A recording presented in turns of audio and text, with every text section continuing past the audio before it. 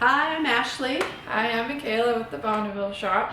We're going to be doing some wheel building today with our expert Dave Porter. He's been in the business for 20 plus years and he's worked on 25 to 30 bikes. His favorite is the TR6R 1970.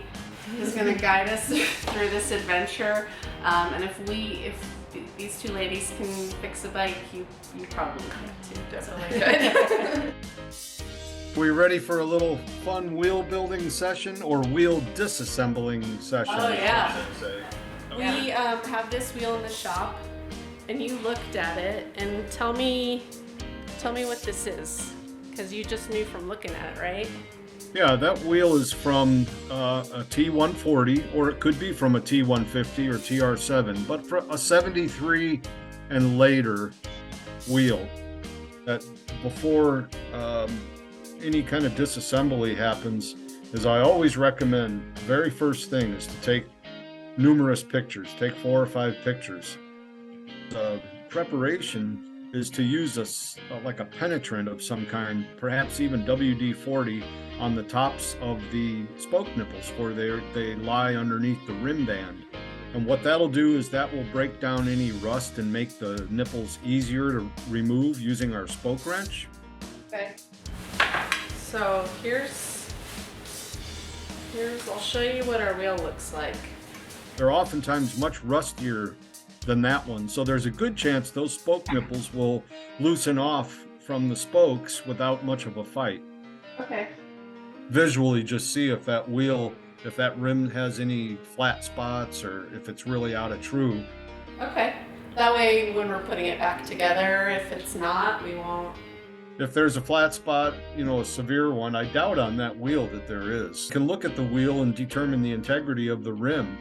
Then it, with a fairly good velocity, and you'll be able to watch the wheel. See, it's got a little bit of a wobble. I see that.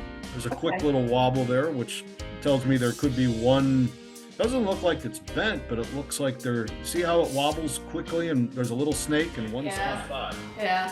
There may be a loose spoke in that very same location, or maybe a series of loose spokes. Okay. It's Arms Day, Dave. Yeah, it's Arms Day. I like your BSA shirt, by the way. Right. Yeah, okay. For reference reasons, I always start at the valve stem when I'm loosening or relacing the wheel, because that's generally where you start your pattern. This one right here to my left, your right, is the spoke that goes to the outside here. So you could make a mark on the rim and then make a visible mark on the hub where that spoke terminates. The inner spokes are the ones that you can see the heads of. Every other spoke, there will be 20 inners, 10 on each side, and 20 outers, and same thing, 20 or 10 on each side. Do the same thing on the spoke adjacent to that one on the other side of the valve stem. What you're trying to do is devise a system so when you go to put it all back together, it'll help you with your memory.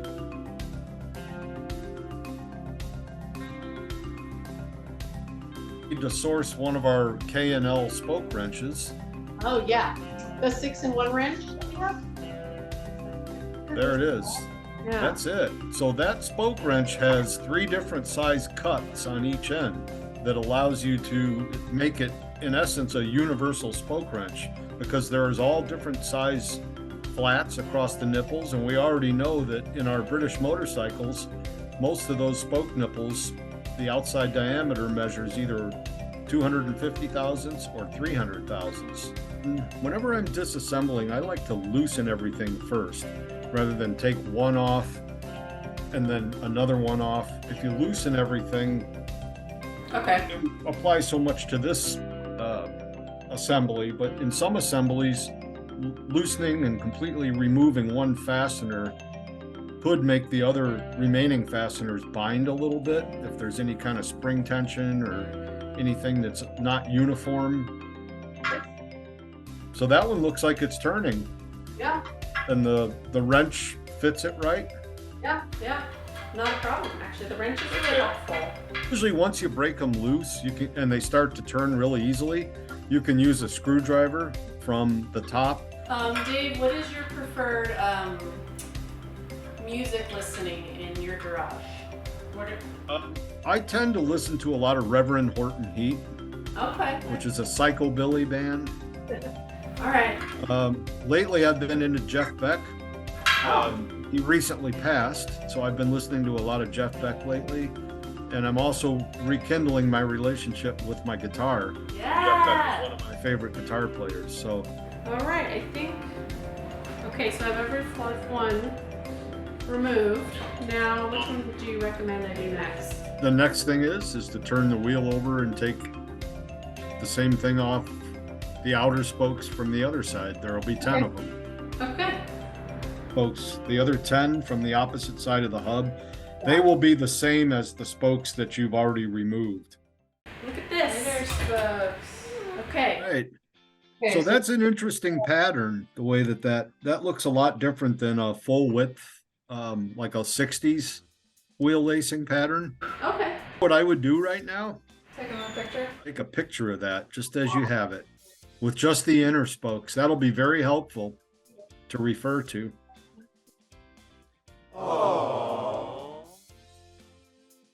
Okay. And now we just carry on, right? You can carry on with any one of those inners. Does any one of those inner spokes happen to line up near the valve stem? It's this one right here. Is it right next to the valve stem? Or is it... Yep, valve stem and then spoke. Okay, and you've marked that one already. Yes. Good. Yeah. You see how long those spokes are? How far they stick out from the rim? Yeah. Well, When yeah. when they're just in what they call a radial pattern, where they're all straight. And the rim, because of the angles of each of those nipple beds, probably won't allow them to be straight because they're drilled at an angle. All right, so find a flat surface. Could even be the top. Once you're done, the top of your tool cabinet there. With this on here, it is a little bit wobbly from one side to the other. Okay. And I put it on the floor too, just in case this wasn't level, just to see. Is it the same on? Okay. That doesn't surprise me. I kind of expected that. Okay. I think we can true that out. Still have your labeling on the rim, the marks that we made? Sure do. Yes, we do.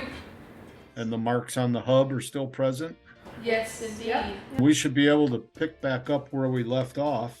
The red's there, so- and then the white's there, and Yeah. Cool. now that we've disassembled our wheel, we have our parts organized. In the next video, we'll show you how to lace it back up, so stay tuned for more. All right, Dave. Peace out. Peace. Have a good rest of your day.